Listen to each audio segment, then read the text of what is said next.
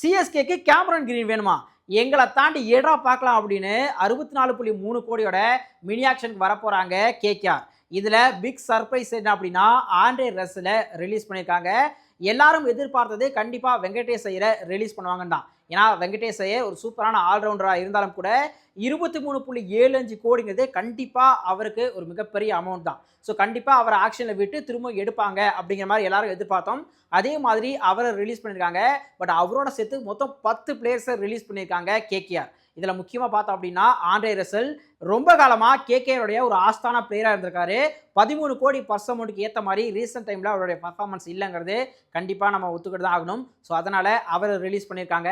அவர் மட்டும் இல்லாம Quinton de Kock, Moeen Ali, Rahmanullah Gurbaz and Anrich Nortje மாதிரி பிக் நேம் பிளேயர்ஸையும் ரிலீஸ் பண்ணியிருக்காங்க கேகேஆர். அண்ட் மயன் மார்க்கண்டவை மும்பைக்கு ட்ரேட் பண்ணவங்க Spencer Johnson, Chetan Sakariya and Luvnith Sisodia இவங்களையும் ரிலீஸ் பண்ணியிருக்காங்க. ஒட்டுமொத்தமாக 10 பிளேயர்ஸை ரிலீஸ் பண்ணியிருக்கக்கூடிய கேகேஆர் டீம்ல இப்போ கரண்ட் ஸ்குவாட் சைஸ் பார்த்தோன்னா வெறும் 12 தான் இருக்கு. அண்ட் அதே மாதிரி லாஸ்ட் சீசன் கேப்டனான அஜிங்கிய ரகானேவை ரிலீஸ் பண்ணுவாங்கிற மாதிரி நிறைய ரூமர்ஸ் வந்தது. பட் ஆனால் அவரை ரீடைன் பண்ணியிருக்காங்க.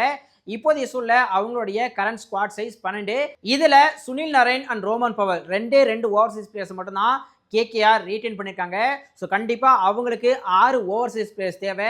ஸோ கண்டிப்பாக ரொம்பவே எங்கேஜிங்காக இருக்க போகிறாங்க இந்த மினி ஆக்ஷனில். ஸோ கேமரன் கிரீனை இவங்க தட்டி தூக்க போகிறாங்களா, இல்லை இன்னும் கொஞ்சம் கம்மி அமௌண்ட்டில் நமக்கு வெங்கடேஷ் ஐயர் கிடைச்சா போதும்னு இருக்க போகிறாங்களா? உங்களுடைய கருத்து என்ன? அண்ட் அதே மாதிரி கேகேஆருடைய இந்த பர்ஸ் அமௌண்ட்டு சிஎஸ்கேவை பாதிக்குமா? சிஎஸ்கே டார்கெட் பண்ணுற பிளேயர்ஸை கேகேஆர் குறி வைப்பாங்கன்னு நினைக்கிறீங்களா? உங்கள் கருத்து என்ன? மறக்காமல் கமெண்ட்டில் சொல்லுங்கள்.